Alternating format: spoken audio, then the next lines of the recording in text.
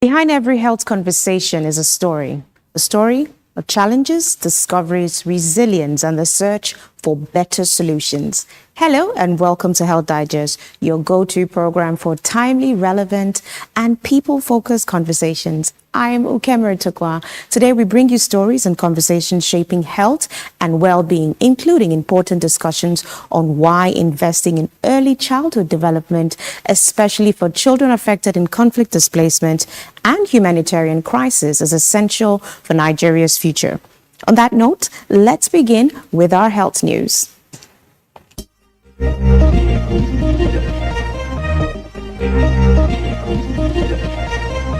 We begin with a fresh development, where in a major move to boost Nigeria's drive towards achieving universal health coverage, the federal government has secured nearly $500 million in support from Gavi, the Vaccine Alliance, to strengthen immunization and primary health care over the next 5 years.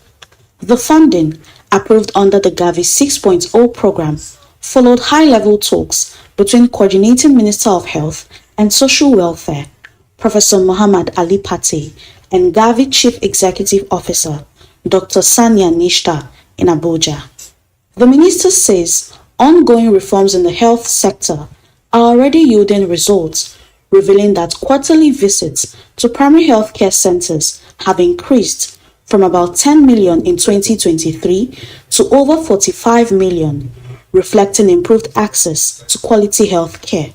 We're a large country, and the fact that you are proposing almost $500 million over the next 5 years for Nigeria's vaccine effort, I think speaks volumes. For us, that is another impetus for us to do more with our domestic financing to ensure that we secure the vaccines, but also we ensure that they are delivered. The funding will support routine immunization, sustain polio eradication efforts, expand human papillomavirus vaccination, and strengthen primary health care services across the country. So these are the 5 objectives of our visit. To recap, number 1, to reaffirm our support. Number 2, to explain to you how your voices have really mattered, not just for Nigeria, but for the continent, and to go with details of the country letter if you wish. Number 3, to assist you in overcoming any fiscal challenges in the spirit of partnership. He also urged state governments to increase investment in healthcare and immunizations, stressing that stronger collaboration at all levels of government is essential to achieving universal health coverage and improving health outcomes for all Nigerians. Still on health news today, Kaduna State is stepping up investments in its healthcare sector as the government says its partnership with the Gates Foundation is delivering results in expanding access to quality health services, especially for vulnerable and underserved communities. Governor Uba Sani says the partnership, which stemmed from an agreement signed in New York last year, has helped fast-track healthcare reforms across the state. Speaking during a meeting with a delegation from the Gates Foundation, the governor disclosed that the state has recruited 1,500 healthcare workers under a 5-year plan to employ 1,800 personnel, describing the move as a major step towards addressing the shortage of health professionals. Still ahead on Health Digest, some major health developments making headlines.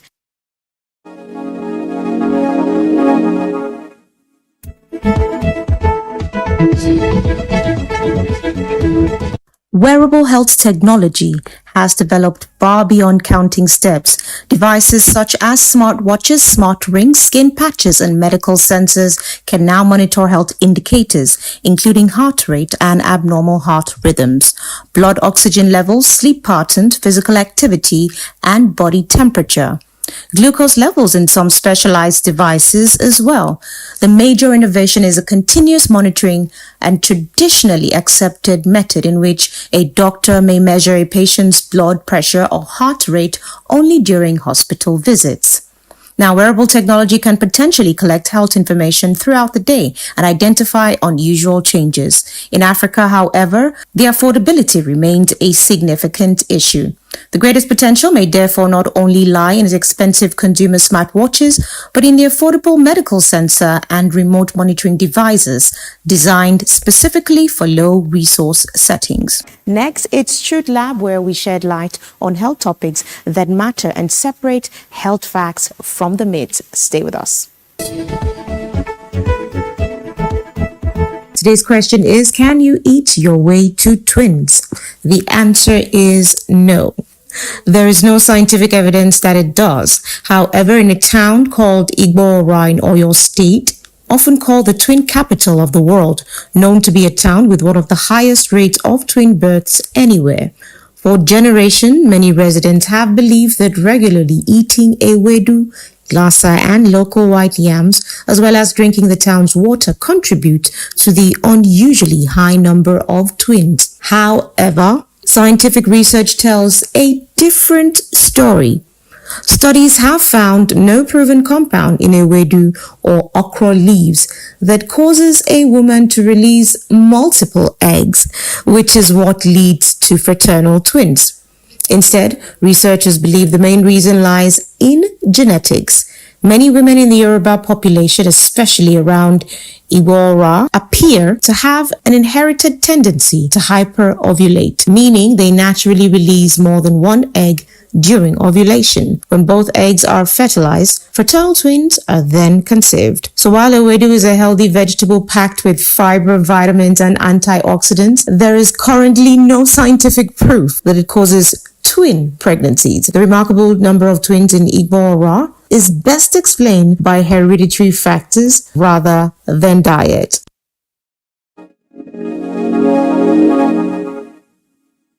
Experts say the first 5 years of a child's life represent the most critical period of brain development. Now, according to child development specialists, quality nutrition, healthcare, responsive caregiving, protection, and early learning opportunities during these formative years significantly influences a child's health, education, and productivity later in life. Stakeholders are therefore calling for stronger policies and increased investment in early childhood development across Nigeria. If you love our news and updates, stay connected with our space through our social media platforms. We're Ukeme on air on Instagram, YouTube, and of course on LinkedIn. Coming up next is Nature's Healers. Before we round up, we're going to be exploring foods and nutrients that support the body and contribute overall to your well-being. Let's break it down.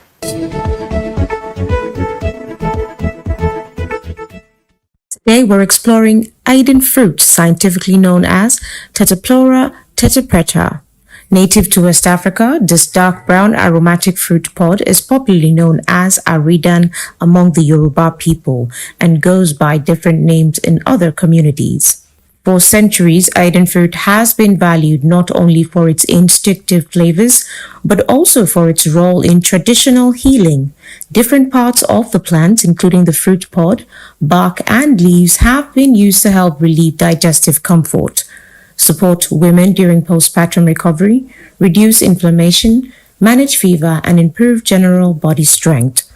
Researchers have identified several natural compounds in Aiden fruit, including flavonoids, tannin, saponins, and other antioxidants. Laboratory and animal studies suggest these compounds may have antioxidants, antimicrobial, anti-inflammatory, and blood sugar related properties. Aiden fruit is also naturally fragrant, just as one small piece of the dried pod can flavor an entire pod of its soup, making it one of West Africa's most aromatic traditional spices. Nature has long provided ingredients that flourish both our bodies and our cultures. Aiden fruit is a perfect example of how traditional knowledge and modern science can come together.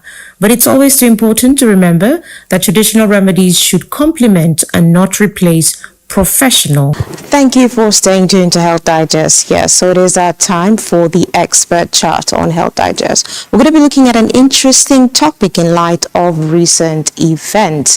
As we must know by now, the children that were kidnapped from their various, educational centers in Oyo have been rescued. However, the lasting psychosocial effects are an area in which that we don't speak about, and this is a cause for us to pay greater attention to our mental health. So today we're going to be discussing early development, trauma, and so much more.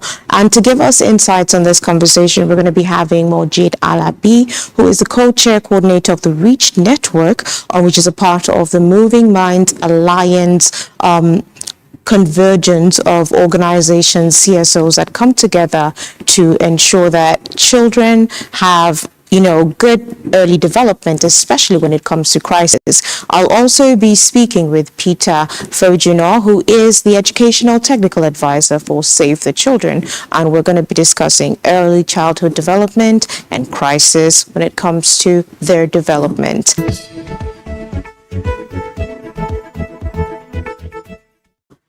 Hi, good afternoon, gentlemen. Thank you for joining us. Good afternoon. How are you doing, Mojeed, and how are you doing, Mr. Peter, this beautiful afternoon? Good afternoon. Good afternoon. Very happy being with you this afternoon, and it's a pleasure. Absolutely amazing. Good afternoon, viewers. Yeah. Absolutely amazing. So I met you guys during a convergence for like minds, especially those in the journalistic areas when it comes to early childhood development. I'd like to get a quick take on the importance of early childhood development in crisis management. First from Save the Children with Mr. Peter, and then I'll take Mr. Mojeed's view on this. Please go ahead. All right. Thank you very much for this very wonderful topic. The topic that should be talked over in recent times because of how critical this topic is. Early childhood development actually matters a whole lot in crisis context, knowing fully that in crisis context, children are the most affected. And when it comes to the development of a child, especially in crisis, the child usually missed out on a number of things. What are we talking about? We're talking about access to nutrition, access to learning opportunities, and access to health. And as you are aware, as you know, rather, I would say for every child, nearly 90% of the child's brain develop within the first 5 years. The first 1,000 days is very critical for every child. And for every child to develop to reach its full potential, it is expected that the child have access to health and nutrition, where the child is able to develop. And then beyond just health and nutrition, we're also talking about access to learning opportunity, where the child is able to interact and have some kind of engagement, so that the future becomes even brighter for him. Thank you. Thank you so much for that, Peter. I'd like to get your take, Mr. Mojid, on this. What exactly is early childhood development in the area of crisis management to the REACH network? Let's hear from you, Mr. Alabi. Yeah, thank you very much. Am I audible? Yes, I can hear you very well. Thank you. Thank you so much. From the perspective of REACH Network, REACH Network, by what it means is reporters for early childhood development in crisis. Yes. And what we think of is that beyond just reporting general issues, the matter of children should be taken to the front burner. And how do you do that? Is by actually understanding why early childhood development is critical. We have been told that from age 0 to 5, that is when the brain of a child is formed. So for every child who is disadvantaged, either as a result of crisis, either as a result of war, flooding, communal clashes, banditry, or whatever, any form of crisis, you understand that we hardly get their matters relegated to the background. And what is important at this level is that when people discuss, we actually take the case of children serious. And that is what we feel that journalists should now come up with ways and manner to actually raise the bar in terms of how do we report about issues of children, of these children, especially those in crisis, to gain attention. And more importantly is the fact that when crisis happen, these are the major victims because they are dependent. They rely on helpers to survive. But you know, most times they are the first set of victims who will have to depend on people before they can escape the challenges. A mother will have to first of all be taken care of before a mother can breastfeed. So these are the kind of challenges that we have identified, and we feel that when reporting, reporters must be deliberate about raising these fundamental issues, whether it's about nutrition, whether it's about their welfare, whether it's about their health care, whether it's about their safety. These are very important issues. And you could see what happened in Orire, the last kidnap abduction that happened. A child, just because the condition was very terrible for that child in captivity, the child had to give up. And you could see those children who were filmed when released. You will notice that some of them look very, very unkempt. They look very, very emaciated. These are issues and very challenging things that we think we must consider as reporters in a way that people will be able to understand that this is a very, very significant issue that require attention. So when it goes to learning also, there are specific things that must be in place for them to actually achieve proper learning. These are things that we are calling attention that journalists within the REACH network should be able to call attention to. Thank you so much for those insights. Quite insightful there. I mean, there's reporting from a holistic perspective, there's reporting from particular angles, but we don't necessarily see the child's perspective, especially in light of recent event with the school kids kidnapped from Oyo. We've seen a lot of story and updates from their kidnapping to the rescue efforts and them being, reunited with their families. But I'd like to understand, you said, the development of a child goes from 0 to 5 years old, and a lot of these children are between that age. What are some of the things that we should be focusing on first? I'd like to get the perspective from the educational technical advisor.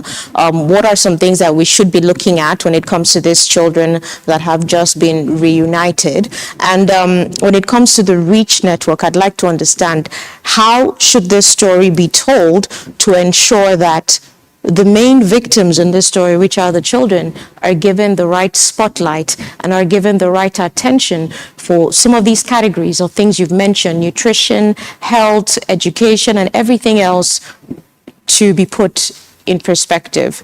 So I'd take your take, Mr. Peter, and then I'd hear from you, Mr. Alabi. Thank you.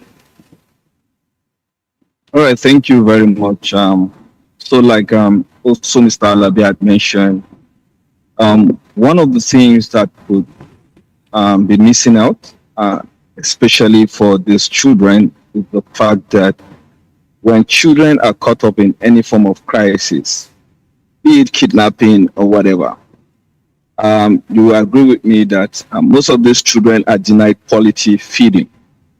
And for that purpose, you would realize that the nutritional value that any child could have is missing out. And that forms part of what is very essential for a child to develop.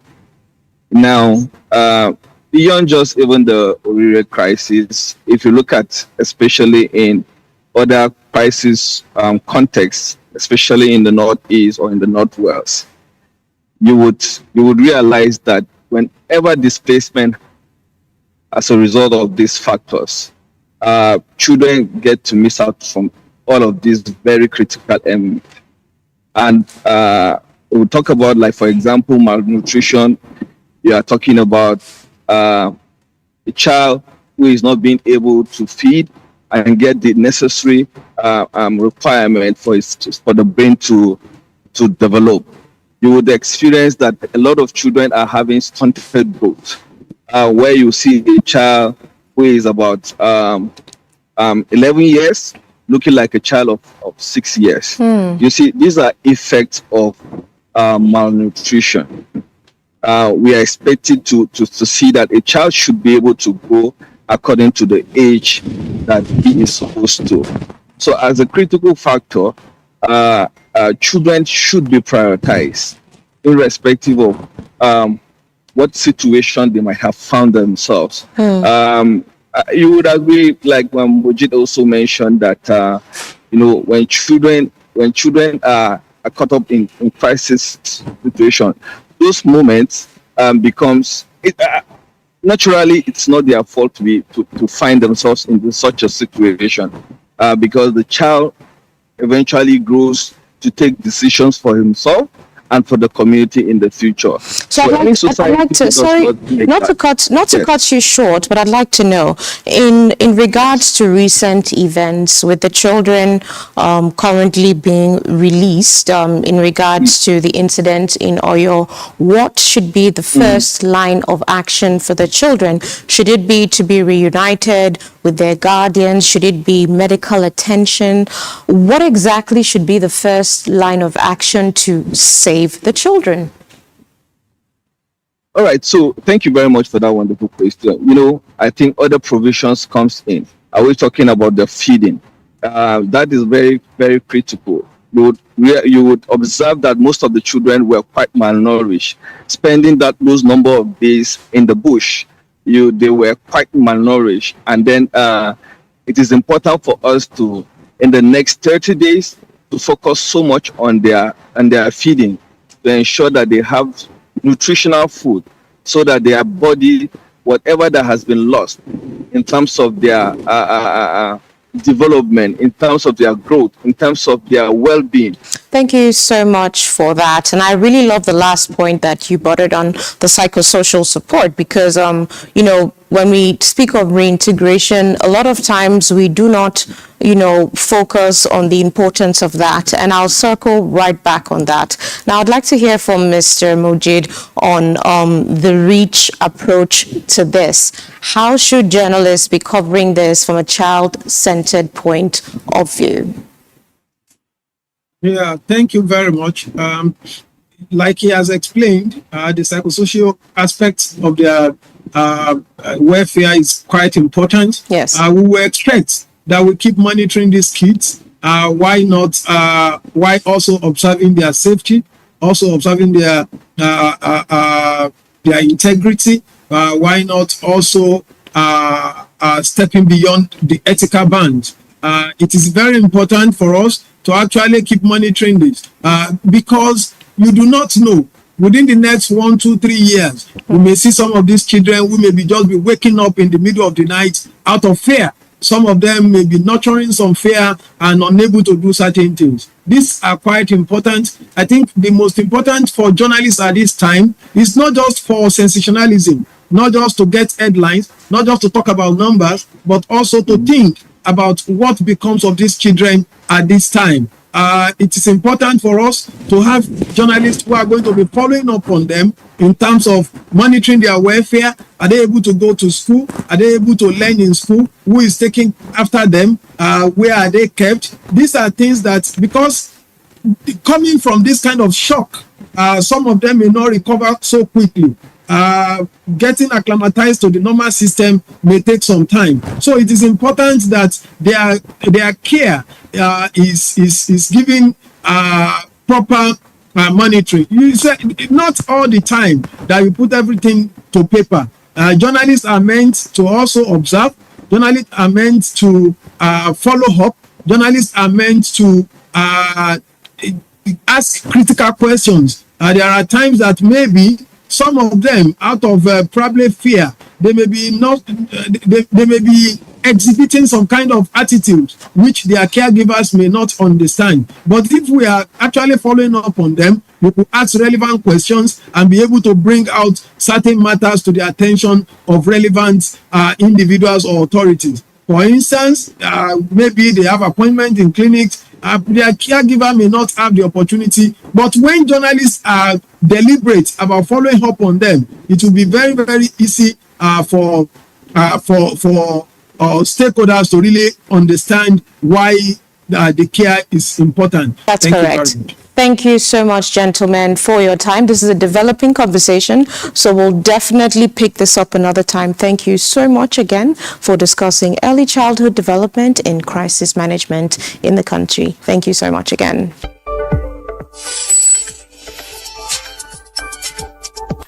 And that's our program today. From health awareness and expert conversations to global health development and community impacts, we've explored key issues shaping health across different spaces. Thank you so much for staying with us on Health Digest. As always, you need to stay blessed and not stressed. I'm Ukemere Tokwa. Bye-bye for now.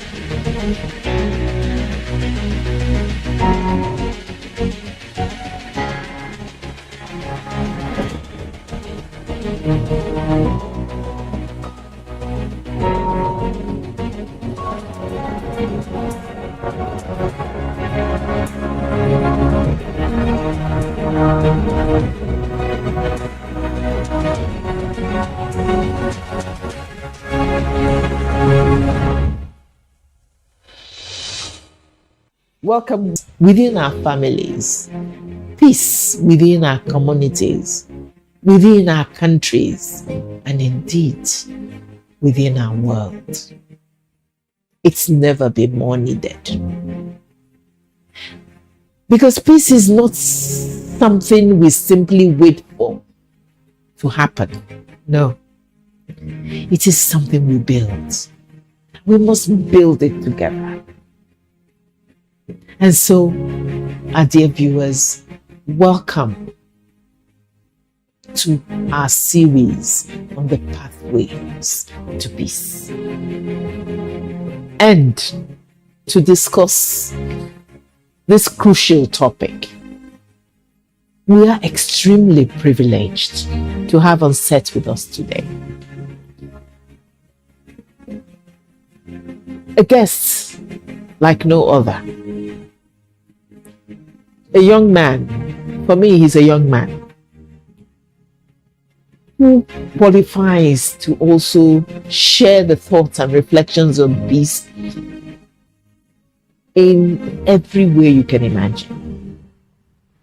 I talk of no other than somebody who is already a household name to many of you, of Mr. Dike Chukwumerije.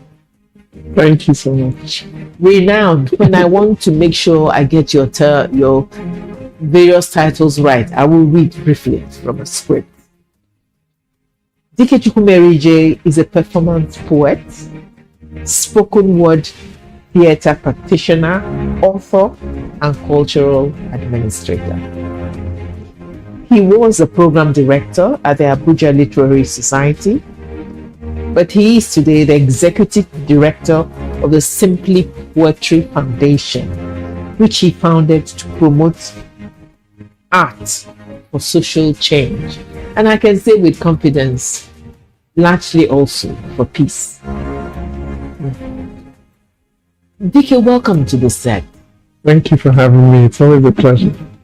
But let me say that I have read what is your formal description. But for me particularly, as the sage, immediately I thought of this and the need to discuss, reflect, and act over our urgent need for peace. I just said to myself, I hope I can get Dike to come sit on set with me and discuss. For many reasons. Dike is not a guest on The Sage. You've appeared several times for many discussions. But I particularly wanted you for this. Because unlike many of our viewers, I know you way back from when you were little. And I've watched you grow into the fine young person you are. If every Nigerian young person was like you, oh goodness me, we will be way up on the way to heaven in terms of our country. I don't want to embarrass you, but you are imbued with what I think is empathy, huge national conscience, huge love for country, patriotism, and unrelenting determination to continue to do your bit, to say your bit, so that this country can be a better one, so that young people everywhere would have the opportunity to be the best they can. Thank you for what you are.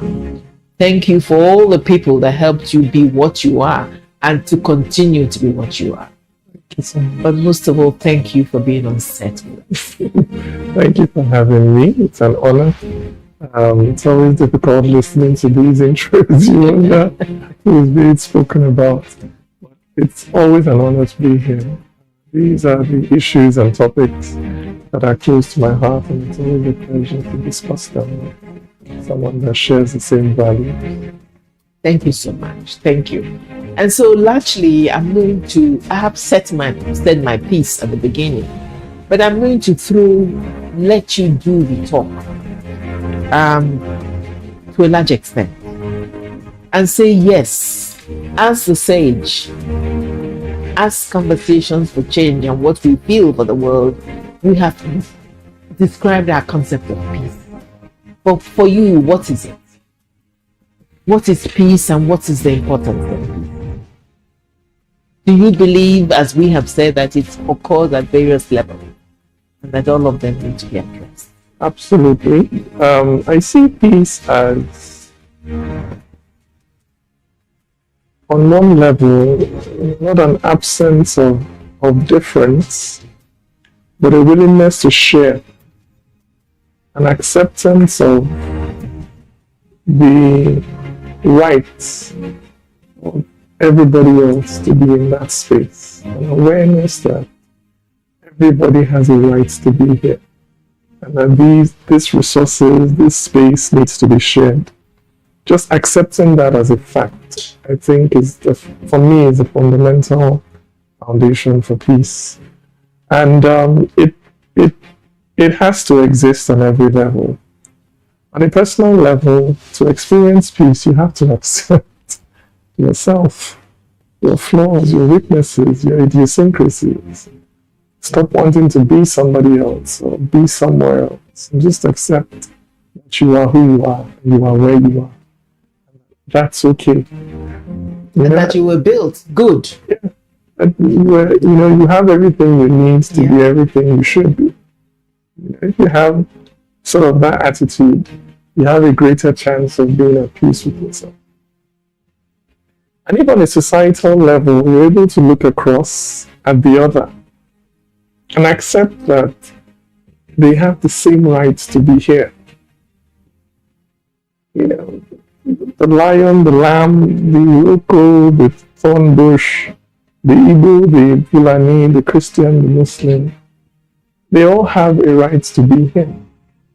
My right to be here is not more than your right to be here. And so this obsession some people have with trying to eliminate the other, or exclude the other, or push the other to the margin, it begins to erode because you realize that in a sense, is futile. That's what history shows largely, that you can't eliminate diversity. It just comes back. It's like weed, if you want to look at it that sense. No matter how violently, how drastically, what measures you go to try and harmonize or homogenize society, after a while, it could be 50 years, it could be 100 years. You turn around and you can say, nothing was removed. Everything just springs back. Because it's the way God wanted. If He wanted a homogeneous world, He would have created a homogeneous world. He created a diverse one for a reason. And I think that reason is also good for our own personal development and growth. That contending with diversity helps you grow as a person. That's one of the reasons why it's there. Our strength. Yeah. Being diverse. Collectively. I think it's essential to our own individual growth. I always think of, because a lot of those stories in the Christian Bible that can seem strange. Everybody speaking one language, and for some reason God is not happy with that and introduces diversity. And it sort of hints at the fact that diversity is important to human growth and development. That when people are the same, they start embarking on projects that are not useful to their growth. And there's a similar passage in the Quran that talks about how God intentionally created diversity for us so that we can grow. By getting to know one another, we grow. So for me, it's also a spiritual thing, that it's good for you. It's good for you to, as a Southern Christian Igbo guy, it's good for me to learn about a Northern Muslim. That process of engaging and finally discovering that the same humanity I have, that person has it, that journey is going to cause me to evolve and to grow. And it's one of the things that keeps me on my path, even if it looks as if nobody is listening to you. Because fundamentally, I'm also doing it for myself. I believe that by engaging in this advocacy, I am growing. Whether my society wants to hear, wants to listen, wants to come along is a different thing. But personally, one of the best things I've done for myself was 7-8 years ago as a poet based here in Abuja. And I thought to myself, Nigeria is bigger than Abuja. You know, it's the way Chinua Achebe said that if you really want to enjoy a masquerade, you can't stand in one place. You have to be moving so you can see it from different angles. Nigeria is like a big masquerade. You can't stay in Abuja or in Enugu. You can really enjoy it. And so unprompted, without help, I started taking my production around the country. Currently, we've been to 21 states. And, you know, audiences all over the country have enjoyed, and it's the same message. The message of unity, the message of tolerance, you know. But aside from what the audience experiences, the greatest beneficiary of that journey has been me. Because I've had the privilege of seeing that the same joke that causes people to laugh in Lagos causes them to laugh in Enugu. The same places where people applaud in Enugu, they applaud in Kano. The same places where they gasp and show empathy in Taraba, they are showing empathy in Port Harcourt. And so the idea, the argument that we are so different, we can't get along, I've come to realize for myself that that is the argument that is artificial and fake and not grounded in reality. And the reality is that subliminally, at our deep subconscious level, we are the same. All that is such a profound statement. But let me sort of recap what I thought was so important in the things. First of all, that diversity is actually a natural attribute, a God-given attribute to the world. People are different. Situations are different. And therefore, if we had more wisdom, we would realize that the progress of the world and collective understanding and living on with this diversity is actually the way forward. I think in a way, I'm saying in some what you have said. But it's also beautiful for you to also assert that as you do this, as you do that extra bit to live happily and together in a diverse world, you actually improve and increase yourself as a human being. You learn so many lessons from it. That's what you're saying. You find that people may be different by, you know, certain characteristics, but fundamentally, the same things are important to all of us. And that we grow spiritually and physically by learning to live well in diversity. Am I correct? You are very correct. You increase, it increases you. It's definitely increased me. I don't have, I'll share a personal experience. I was, a couple of years ago, I was taking my child to the hospital and I was coming out. And it was a time for prayers, and Muslim prayers. And I heard the call for prayer. And for the first time in my life,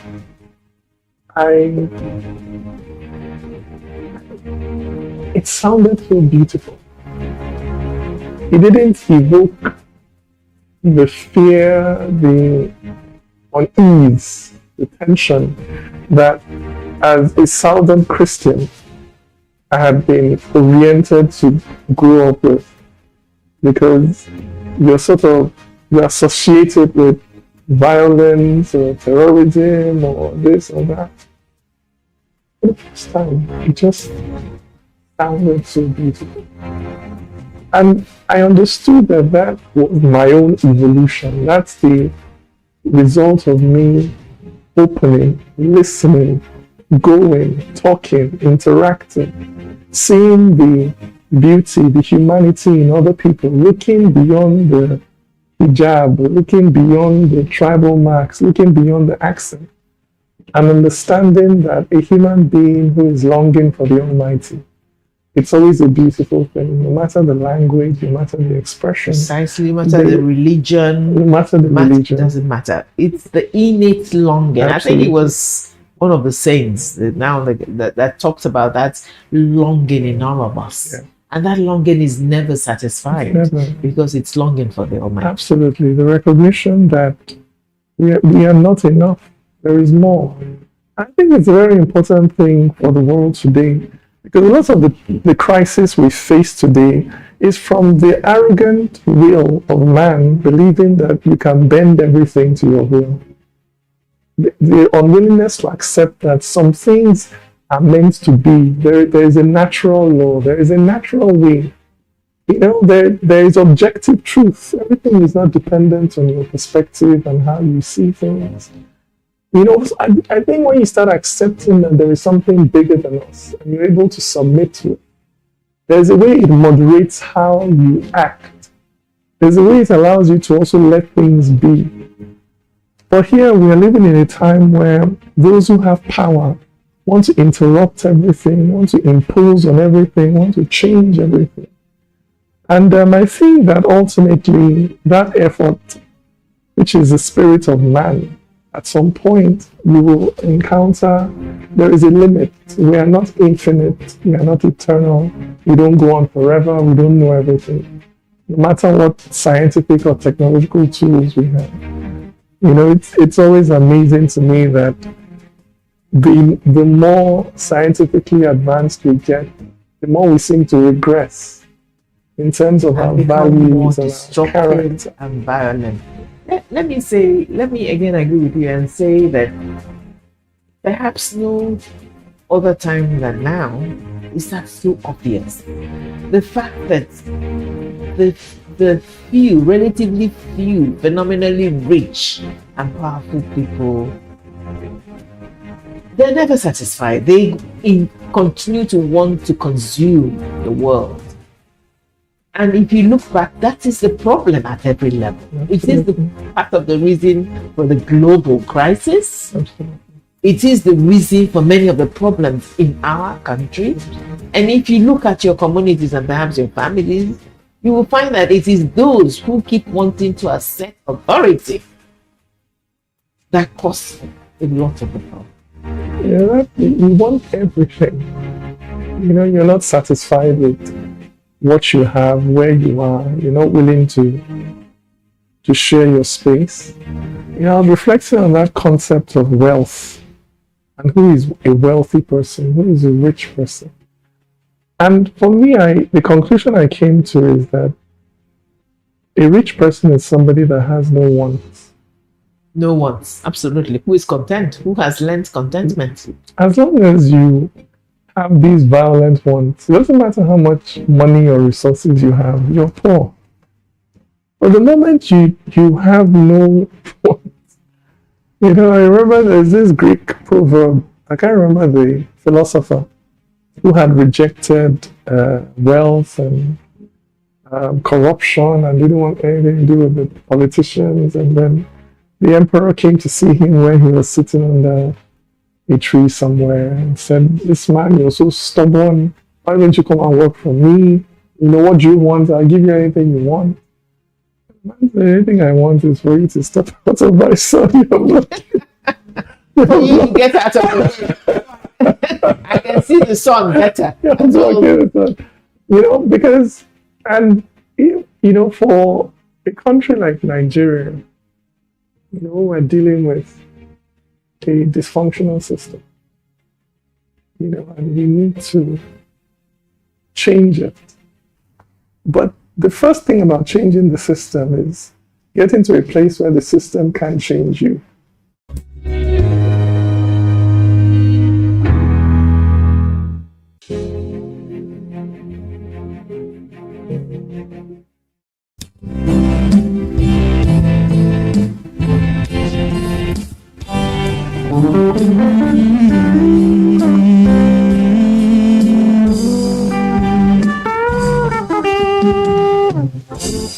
Walking through the ashes of dreams we left behind. Building walls between us and the corners of our minds. We've lost the love we're owed, the kindness we've misplaced. But the hope is in our hand to rewrite this broken space. So lift the veil and clear the smoke. The cracks will mend where hearts are broke. We're stronger when we reach across. No more sinking in the lost. The light ahead, it's not too far. If we become the change we are, look beyond the shadows cast. We'll build a future made to last. If we become the change we are.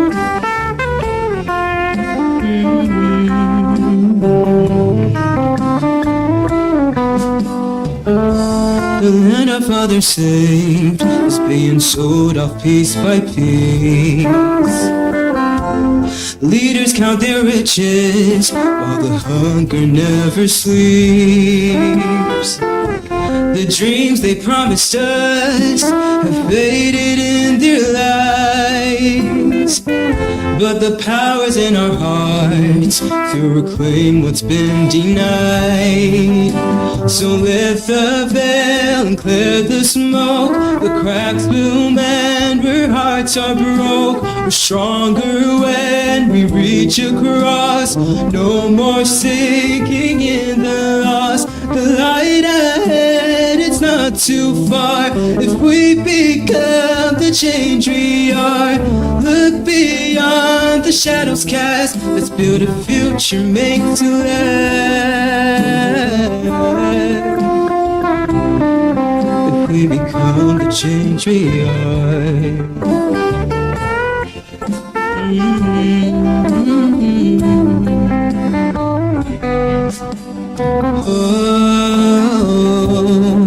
If we become the change we are. The light ahead, it's not too far.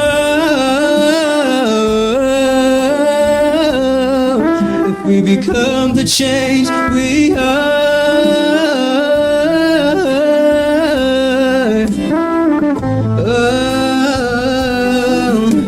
So lift the veil and clear the smoke. The cracks will mend where hearts are broke. We're stronger when we reach across.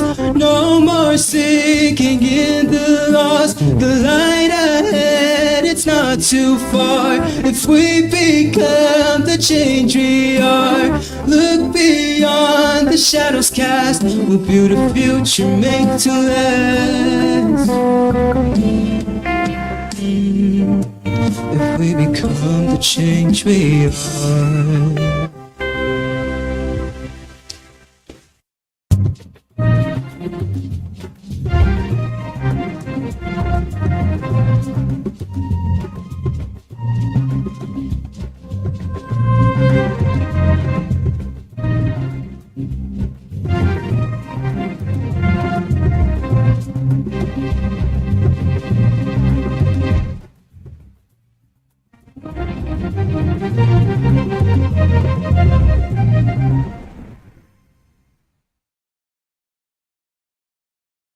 The stories now break online.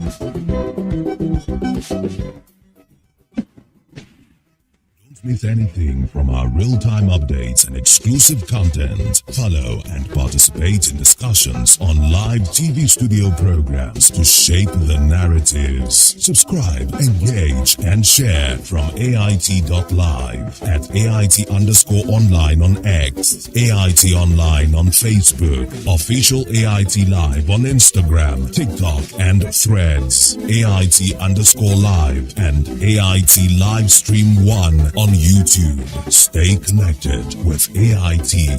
On air, online, on live.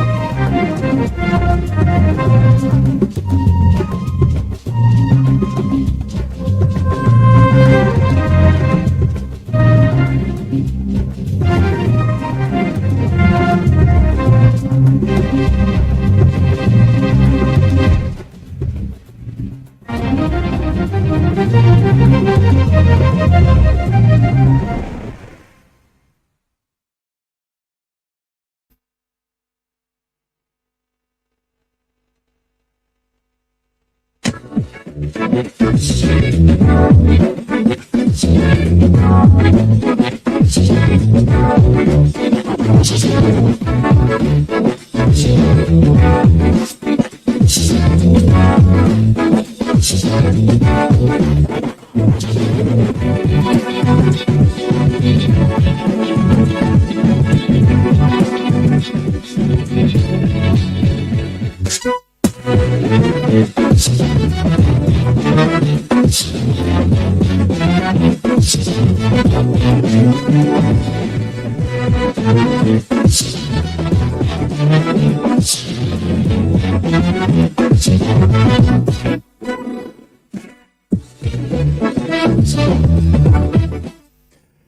and thanks for staying with us. Welcome to Political Platform, the program that runs simultaneously on RAPA Radio and Africa Independent Television, AIT. My name is Amici Anopwe. The Independent National Electoral Commission, INEC, is reprinting ballot papers and result sheets for Saturday's governorship election in Osun State. Why are they doing so?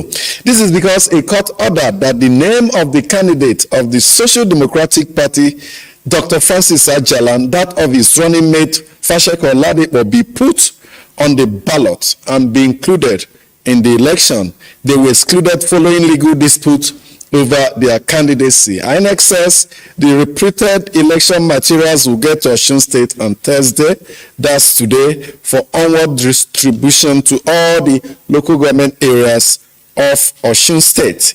This no doubt adds to the controversy trailing the election. It appears the election is getting one controversy or the other. Recall on Wednesday, Senator Francis Fadahunsi honored the invitation of the police after he threatened that Accord Party supporters be killed on election day. He had since clarified that he meant that they be killed with votes. And some political platform today, we shall focus on Osun State in the run-up to the governorship election. All the attention of the entire country is on Osun State. A lot happening security-wise. Even the international community, Davido, music star, drawing the attention of the U.S. President Donald Trump to the situation in Osun State, saying, please look up to the situation there and monitor closely. So it's not just only national attention on Osun State, but international attention. Is also claiming that since he issued that tweet, he has gotten representations from several countries as to the contest. We'll be joined by Timothy Bamidele, who's already in Osun State. He's the program manager, Center for Media and Society, one of the many election observer groups that are active in Osun State. But before then, my colleagues, as usual, are with me, Uju Ejeye and Mustafa Mohammed. Welcome to the program. Thank you so much, and we welcome our viewers and listeners. Thank you. Good morning, viewers. Good to have you again today. Okay, let's start with the fact that Senator Francis Fadahunsi honored the invitation of the police after he issued those death threats. Death threats, he said, were not related to humans. He got to the state command headquarters of Osun State and had a session with the police officers. Many citizens expected an arrest, just as Accord Party members were arrested severally. Some houses of Accord Party supporters were even raided. But when he got to Fadahunsi, he was just invited. That invitation was honored. Is it enough to calm the nerves? Is it enough to guarantee peace and security ahead of that election? Well, I think that it's a good thing first that at least the police took note of what he did and invited him. But that is just an invitation. I do not think it's enough. Maybe even if it is 1 or 2 days detention would have gone a long way in sending some serious message to people who may want to incite whether party members or the public during the election, and people who think that violence is the only way to wrest power in Nigeria. I do not think that that is enough to deter others who may want to do it. And again, you look at the two parties, the two major parties you talk about, the Accord Party and the APC. He was invited. The others were arrested and not even detained in Osun State. They were brought all the way to Abuja to be detained. Only God knows what is happening, but like I would say, let the police be very, very fair.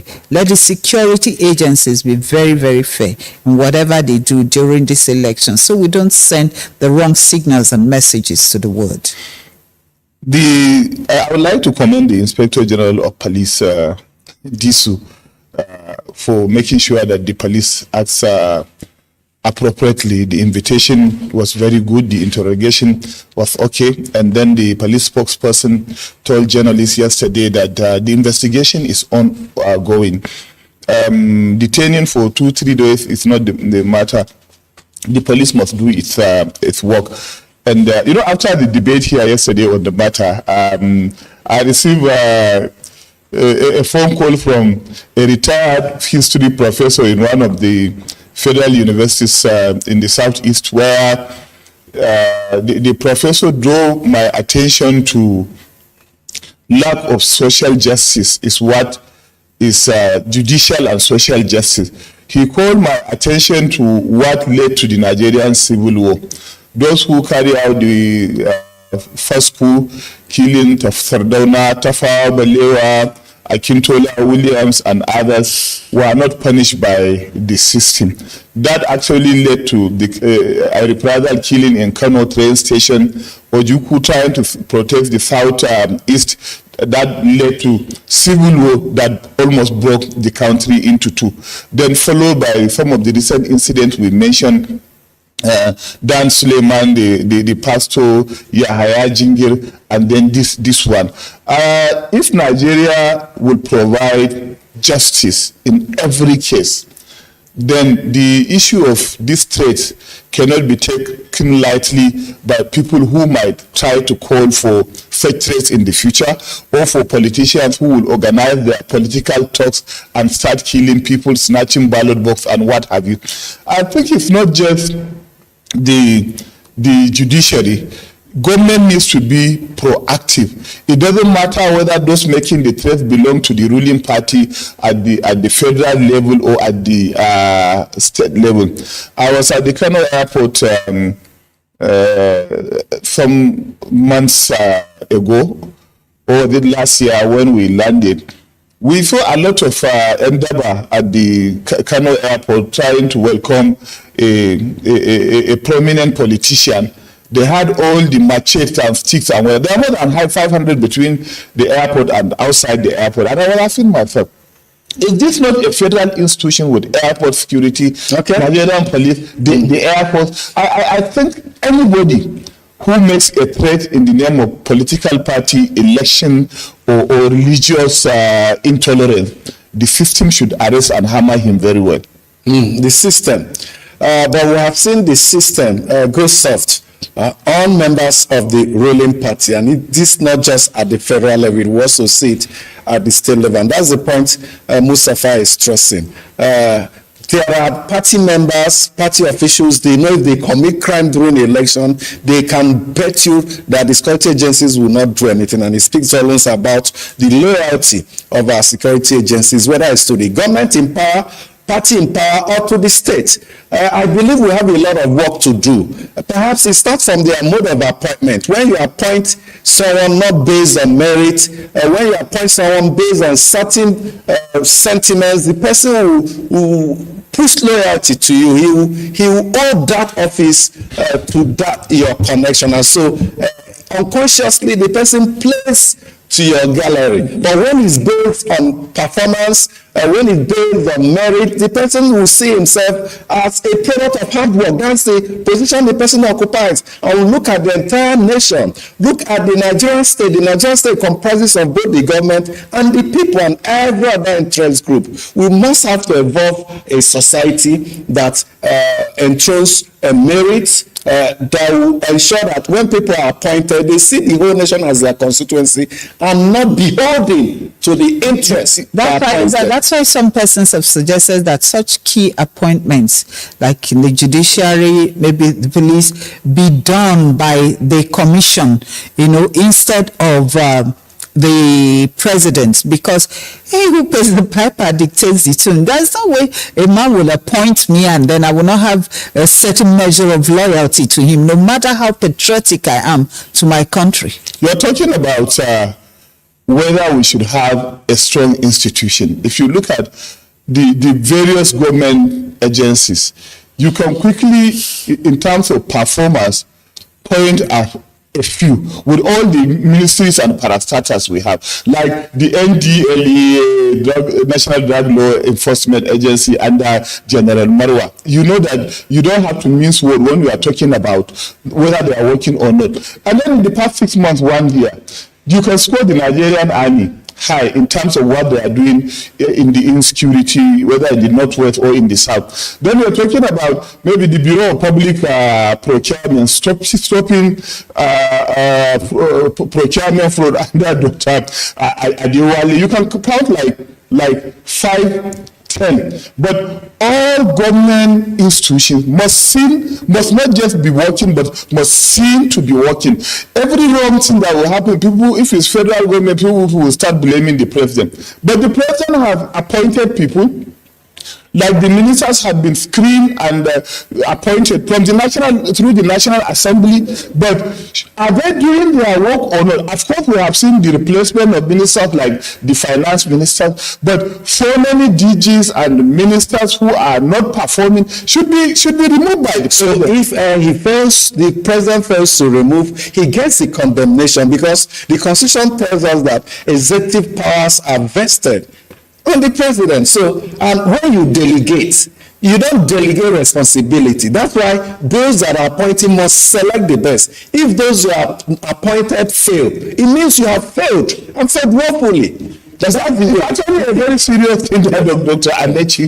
Those who are not performing should be removed. And it's only in Nigeria that you see public officials who have failed, they don't throw in the towel, no matter what.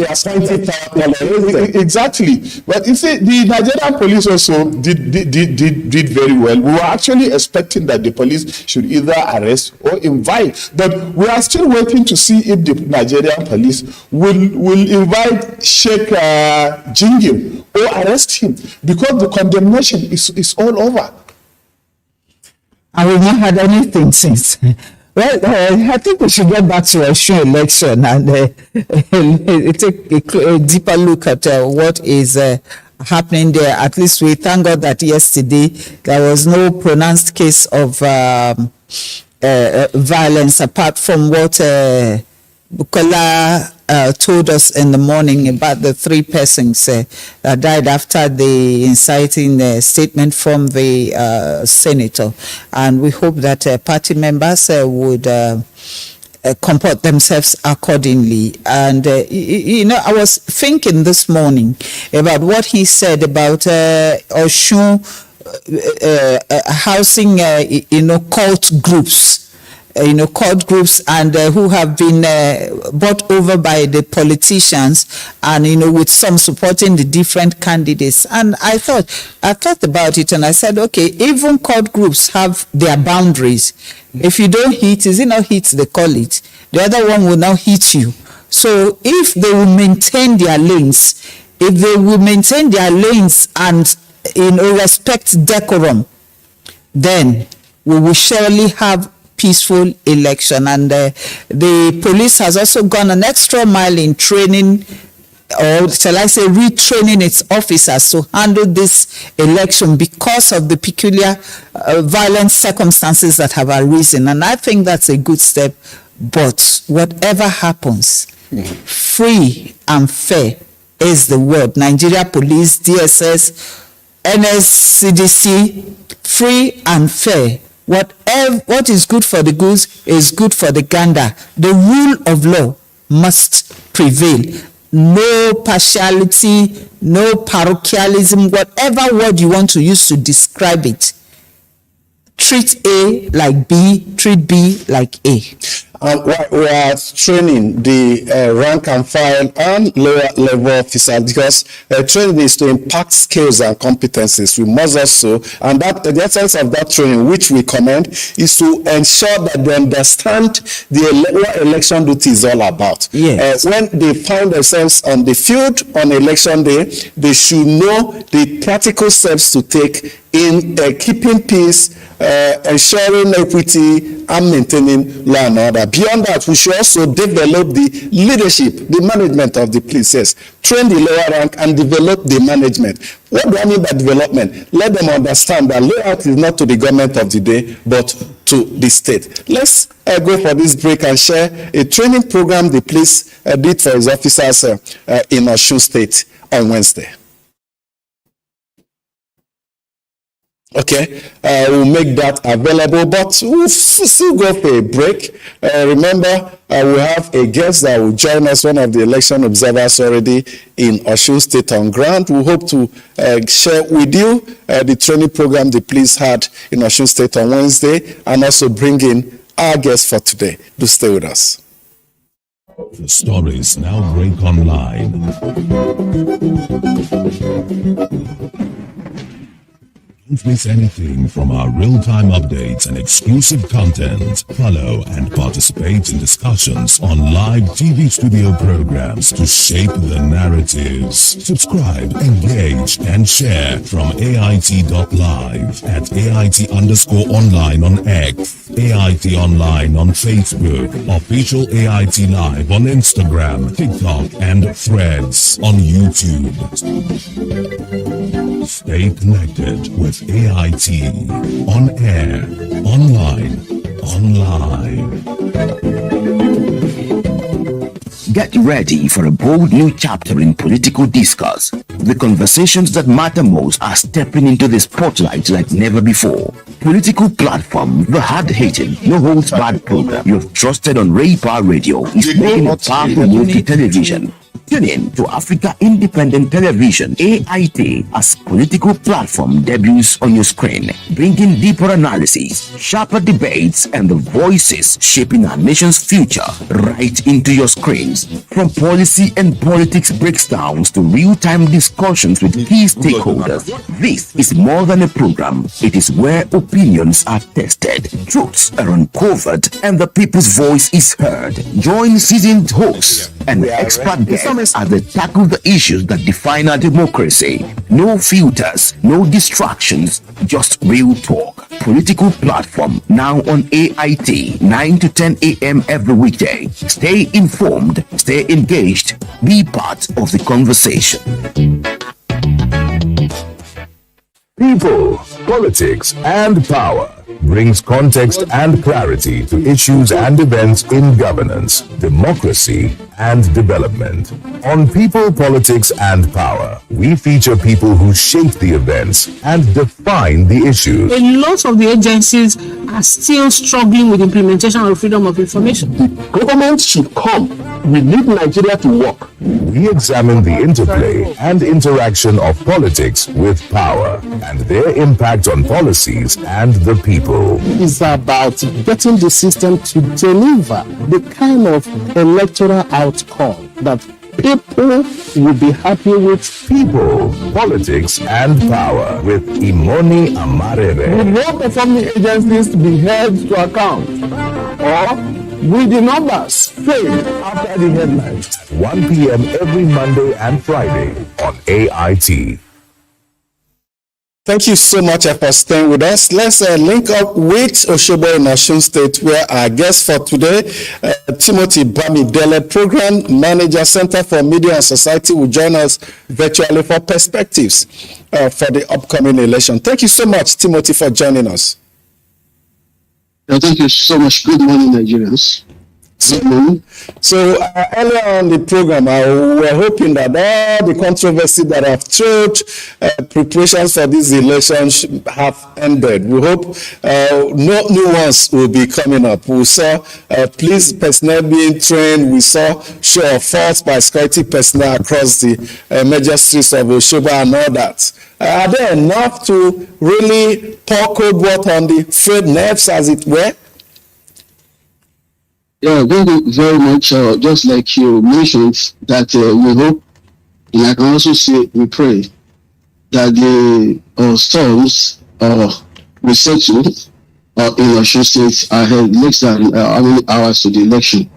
Well, I have to say that presently the situation room has been settled by our own organization. I work with Center for Media and Society, and then we are part of the civil society in the space of the European Union support democratic governance in Nigeria.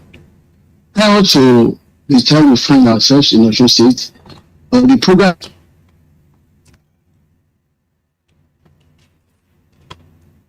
We seem to have lost Timothy Bamidele there, just settling down to the business of the day. We have him back now.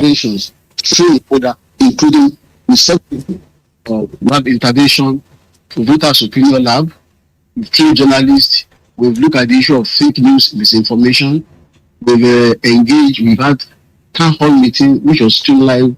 So in terms of engagement with the citizenry, and ensuring that the integrity of this election is come to power, we have seen this space, and also our organizations at the program level, where we have several. You mentioned integrity. Timothy, you talked about integrity of the election. How will you rate that so far?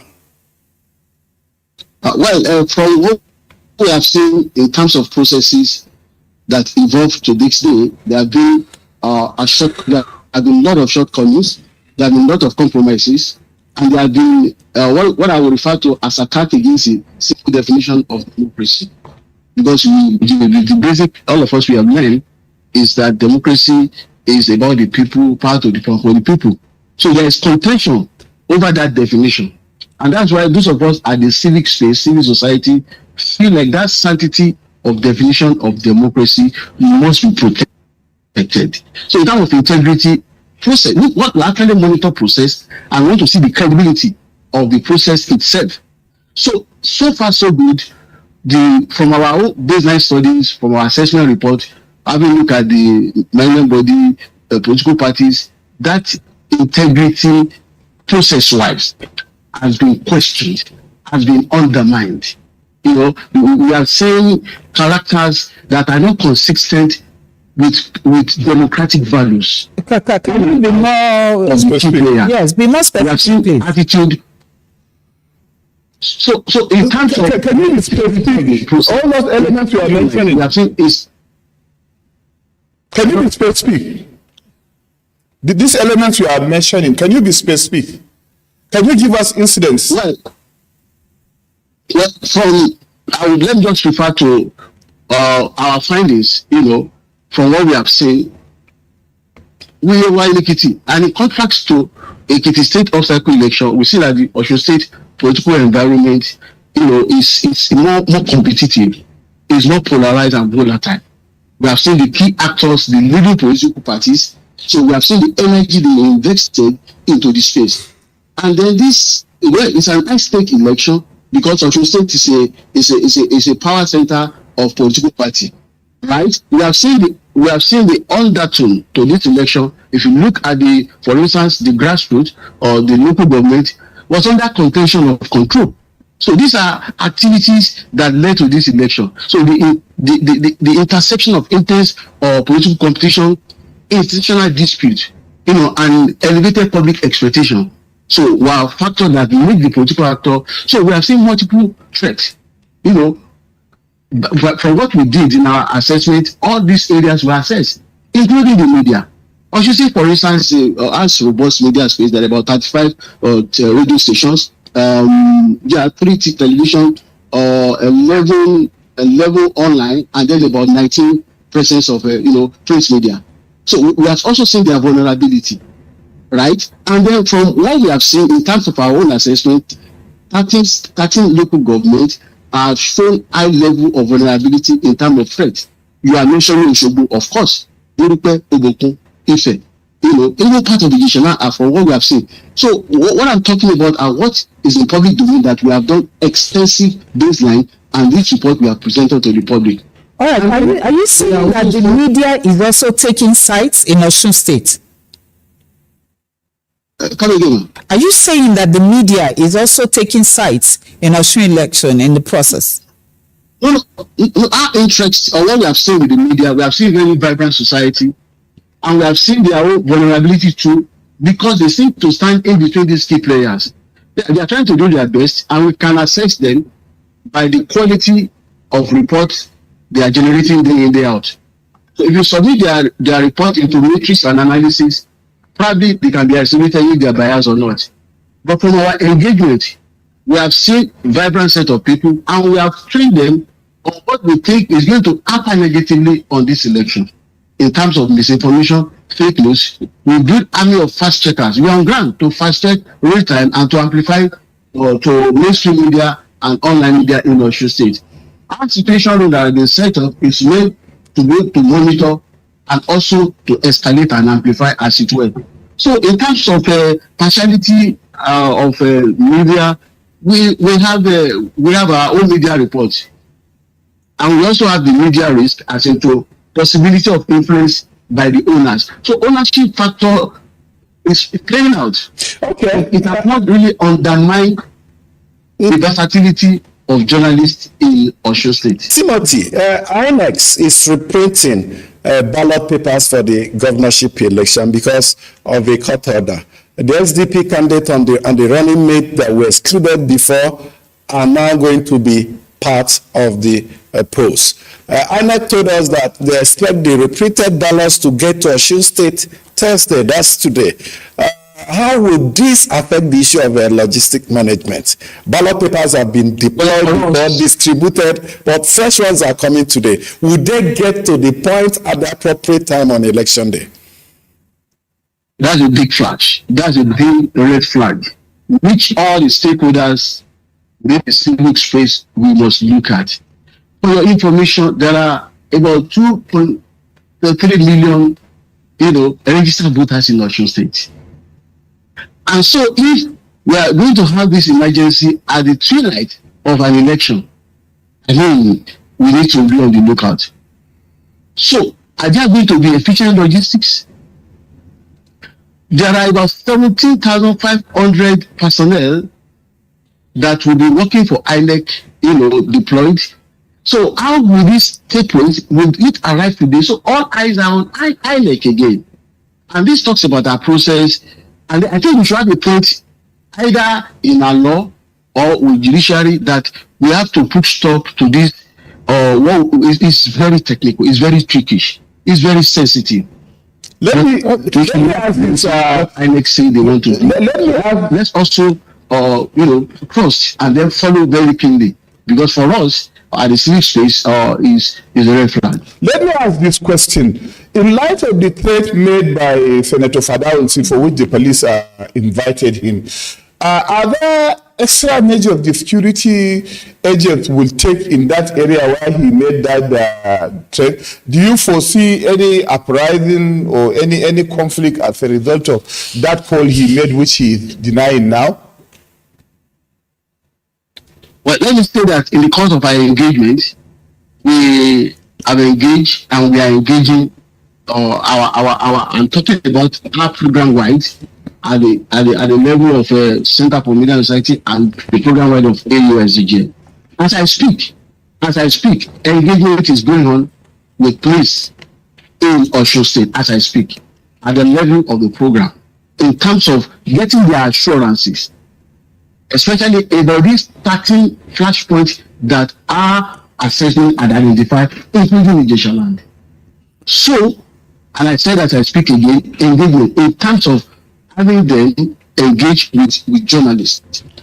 We are doing this to press on one fundamental thing. We need their assurances. We need their trust.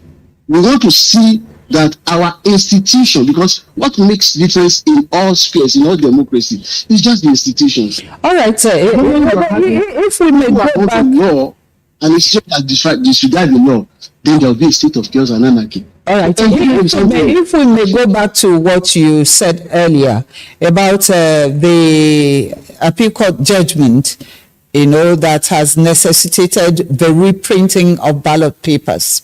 It also happened in Ondo State when the two sons, Akeredolu and Jegede, were contesting, and the judgment was delivered, I think, 2 or 3 days to the election.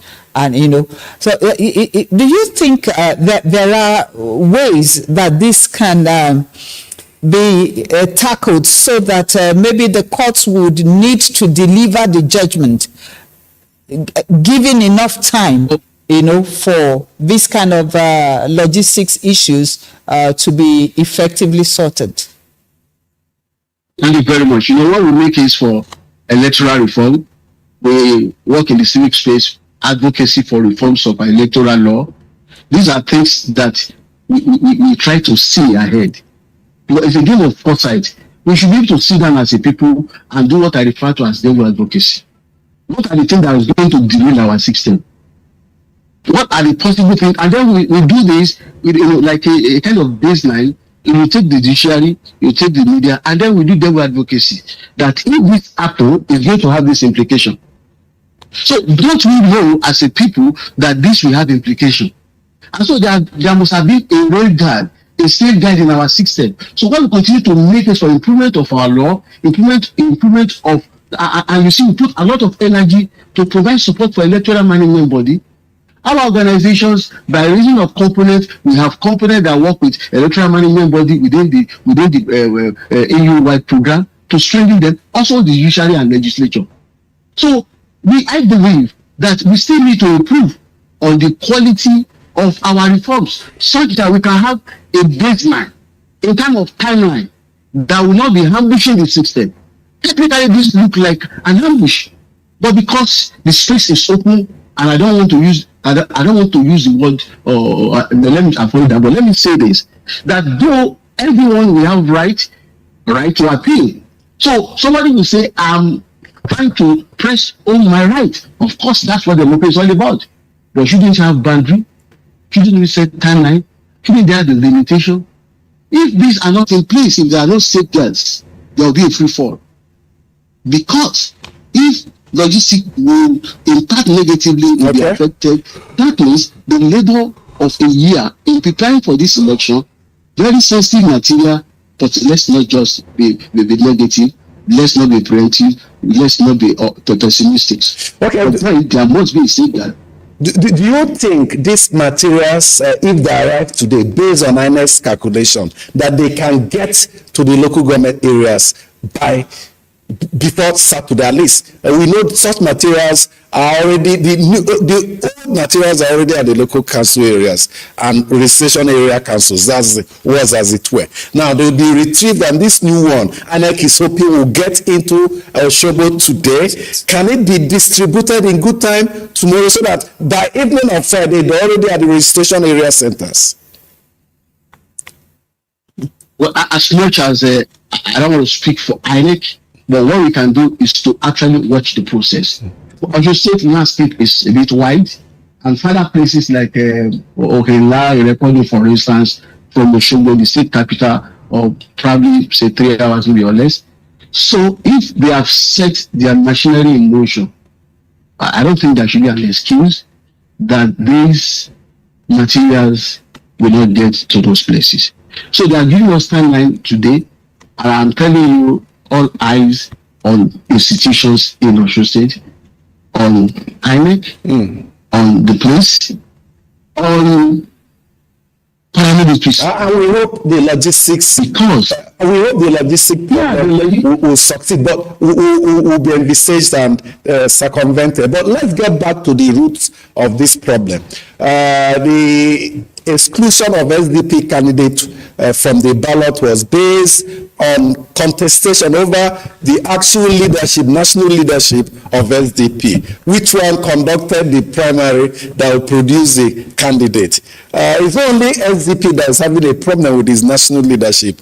Matters taken to court, up to Supreme Court and all that. Now, SDP's leadership case got to the Supreme Court, got back to the High Court, and the latest judgment was from the Court of Appeal saying the Sadiq led leadership is authentic, forcing INEC now to include the candidate he chose for the election. Now, in the run-up to the governor and many elections in 2027, we may also run into this trap where few days or few weeks to the election, the court is saying this is the authentic candidate, this is not the authentic candidate. It will present, no doubt, a lot of problems.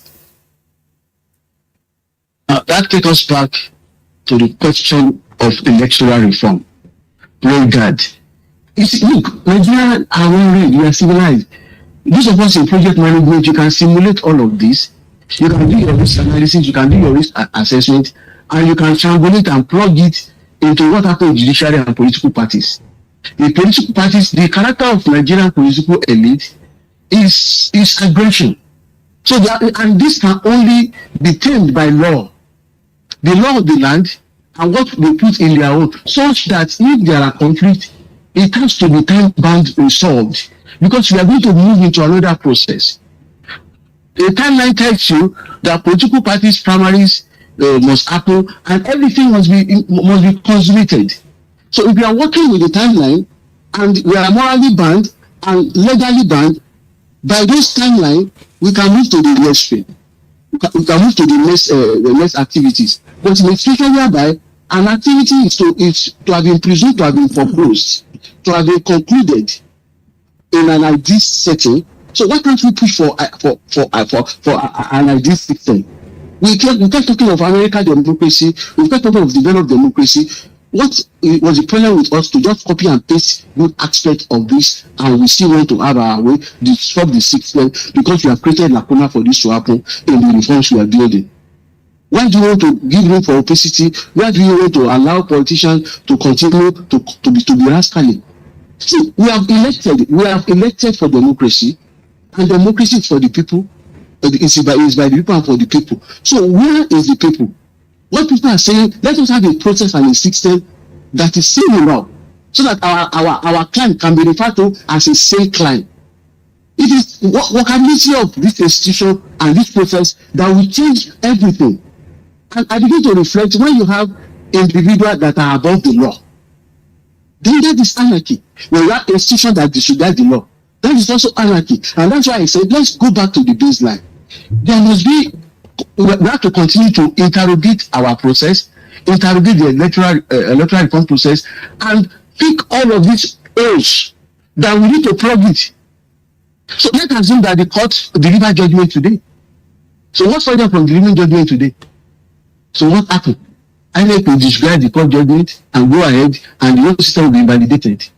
So I think those of us in the media, in the civil space, will reinforce our energy to see that when we continue to make advocacy for renewals of our law, those are areas we identify. Transmission of results, judgment. So the moment the timeline is over, and this should not be done with bias or with ambush, it should be clear to all the key players. There is a rule of the game that has to be arrived. All right, so if you are not ready to arrive at the rule of the game, okay, we do know that it is the rule of the game that guides, because democracy is still the rule of law. All right, and democracy certainly is for the people, by the people, for the people. And now we've been talking about other aspects of this election. Can we look at the people of Osun State? You said you've interacted even with the people. What are your findings? What's their mood like? Are they still excited about this election? Are they being cowed by the violence that they have seen? What are the Osun people like at this point in time? Thank you very much. Our organization, Center for Human Authority, International Press Center, Kuka Center, at the program level, virtually National Women Trust Fund, IAGA, South Africa, we had engagement at different layers, grassroots level, statewide level, with Osun State citizenry and resident. And I can tell you this, that Osun State, based on our engagement, we have voter opinion lab, where we bring people from different strata of the society, the artisan, market women, retirees. We have 2 sessions before we have the big town hall meeting. Let me tell you what resonates. Osun State residents have said to us that they won't be voter apathy. They said they are coming out to vote. And we asked question, why will you want to come and vote? And he said to us that this coming election is pregnant. We said, what? Yes, they said it has 100 children inside their stomach. If I can use that particular expression. Triplets or twins. If civilians are talking to you in that way, that you are coming to vote, you will do an opinion lab with the just parallelism of thought. 1 or 2, we have a town hall meeting, and they say, yes, we will vote. So the fact that Osun people have said they will come out, because one of the index we are trying to look at would have a voter party, but from what we have had, there may not be, because they have said there won't be. So we will be able to validate that if other factors you mentioned, maybe threat and all of that, these are played out, and people have the right to also protect their own lives. But from our layers of engagement at the grassroots level, at the voter opinion, and let me tell you this, they said to us their fears.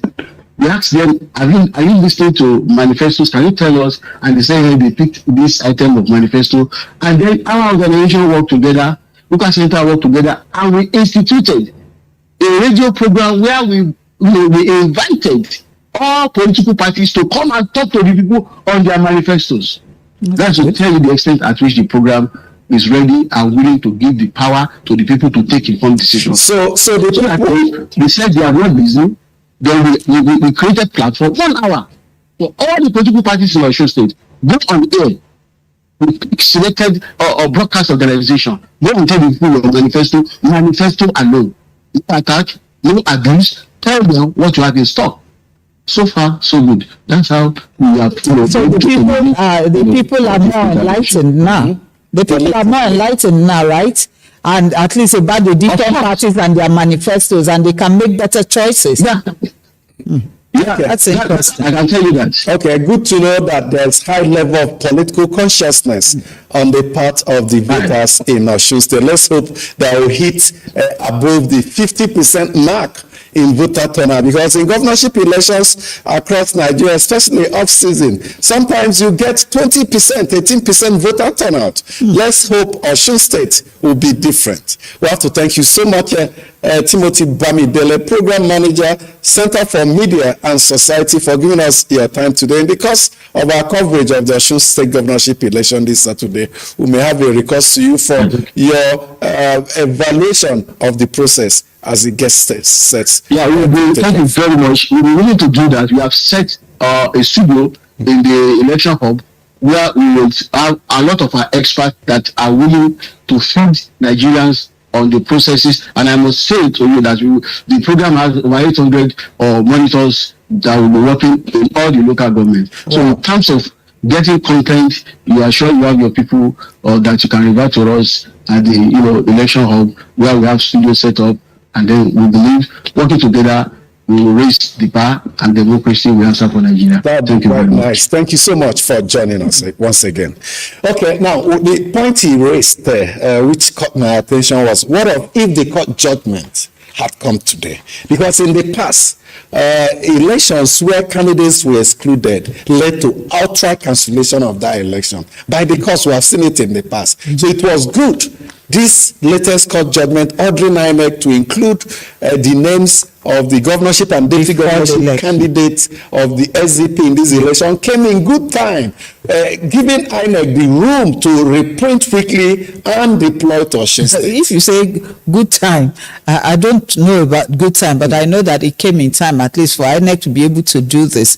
But believe me, I think that INEC might be working with a lot of constraint right now, because it's really not easy, especially getting the sensitive materials and other things to the nook and cranny of Osun State. But I think that maybe in a way during the reforms, as we look at electoral reforms, we might need to carry the judiciary along so that maybe they need to dialogue with the judiciary on this kind of judgments so that they can come at least give 4-5 days interval before the elections. This 2 days thing, I really don't know, but I know that certainly there will be some constraints. But anyway, we thank God that it came before in time, at least giving over 48 hours for INEC to be able to do something, but it could be better.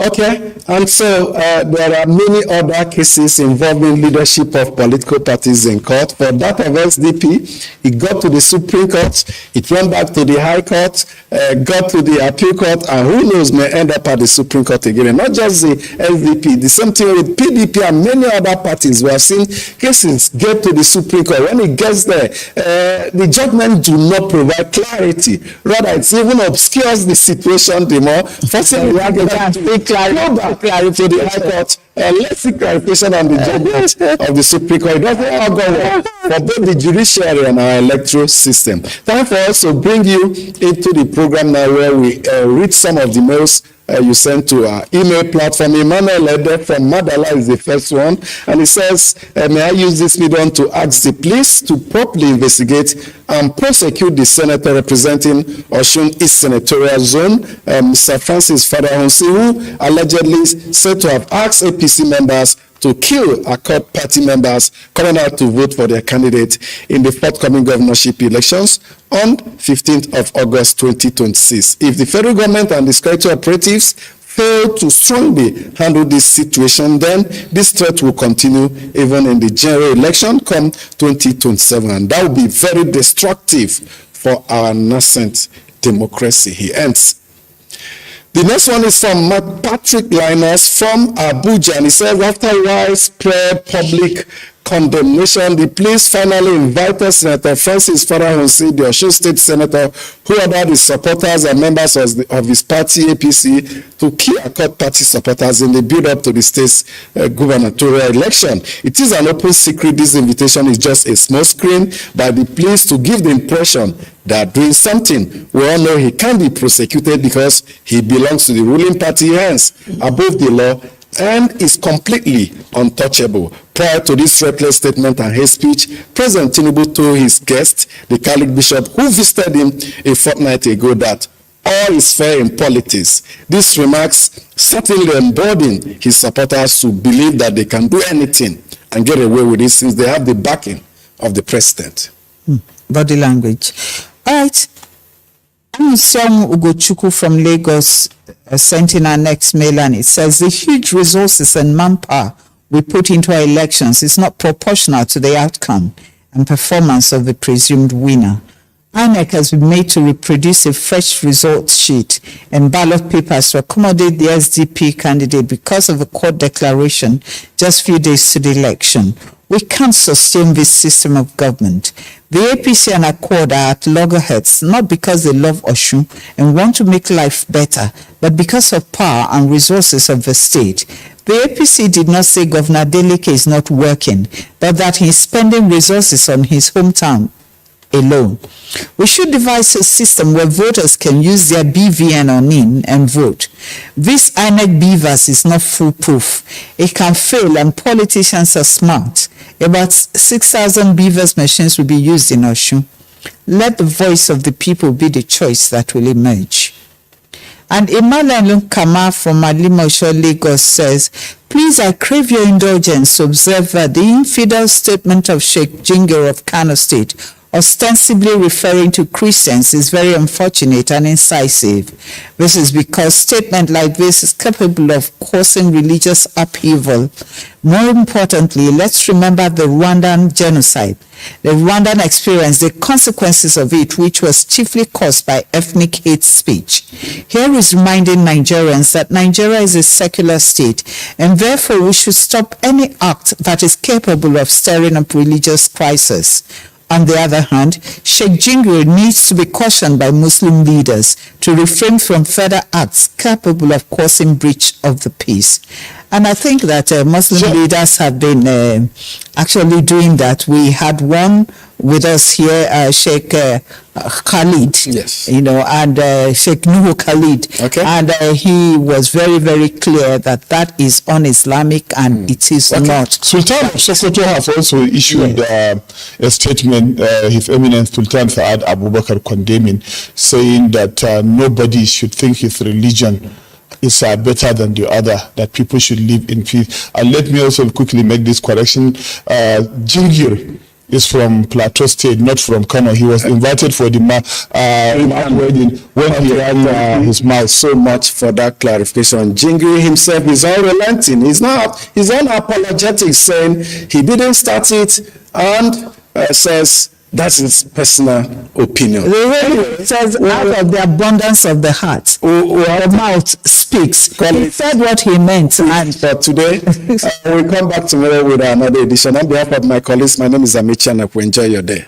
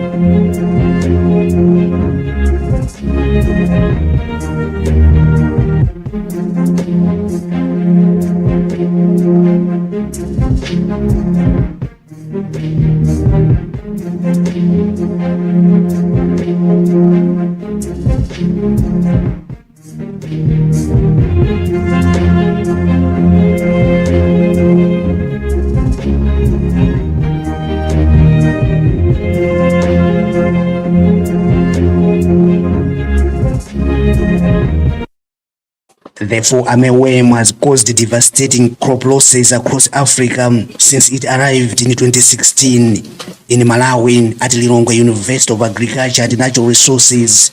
Biotechnology research scientist Kingdom Kwapata is leading studies into varieties of maize whose genes have been modified to resist the pest. Such engineered crops are considered genetically modified organisms or GMOs. We needed a solution because our farmers are suffering. Our main purpose and aim for the research is to establish whether the gene that confers resistance against fall armyworms and other lepidopteran insects is effective. The trials are expected to take about 5 years. They are conducted in a fenced and confined maize field 500 meters away from any traditional crop to avoid possible contamination with the traditional varieties. In the meantime, lawmakers, traditional leaders, and farmers have visited the trial site to observe its progress.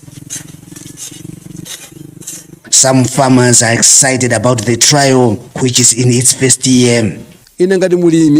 This will solve the problems of lack of money to buy pesticides to kill fall armyworms, which have affected my maize harvest for many years. And I am now a happy farmer because these trials are providing solutions to the problem.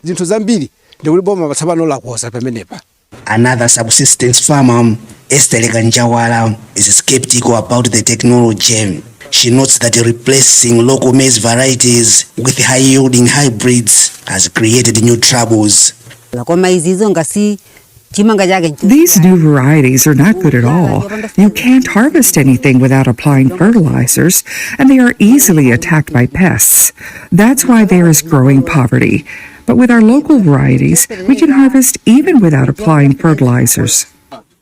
Researcher Kwapata says genetically modified crops have been introduced safely elsewhere, including the United States, Brazil, and Argentina. But many in Malawi are concerned about possible health and environmental impacts.